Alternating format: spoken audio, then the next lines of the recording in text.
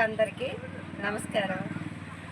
నన్ను ఈ అంకోల్ క్యాంప్ గ్రామానికి ప్రథమ మహిళగా ఎన్నుకున్న సభ్యులందరికీ కృతజ్ఞత. ఏ సమస్య వచ్చినా మన గ్రామంలో నాకు ఏ ఆలోచన వచ్చినా మీ అందరితో పాలు పంచుకుంటాను. నా సొంత నిర్ణయాలు నేను తీసుకోను. గతంలో కూడా మన గ్రామంలో జరిగింది ఇదే.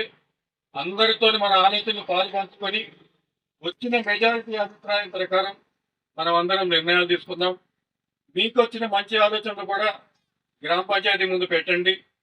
పాలకవర్గం మనం అందరం కూర్చొని ఈ నిర్ణయం మంచిదైతే ఎవరి ద్వారా వచ్చినా దాన్ని ఆచరించడానికి మనం ప్రయత్నం చేద్దామని మీకు మాటిస్తా ఉన్నా.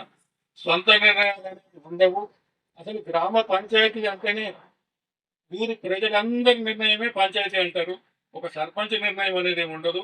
మన పంచాయతీలో కూడా సొంత నిర్ణయాలు, నిర్బంధ నిర్ణయాలు అనేవి ఏమి ఉండవని మీకు అందరికీ మాటిస్తా ఉన్నా.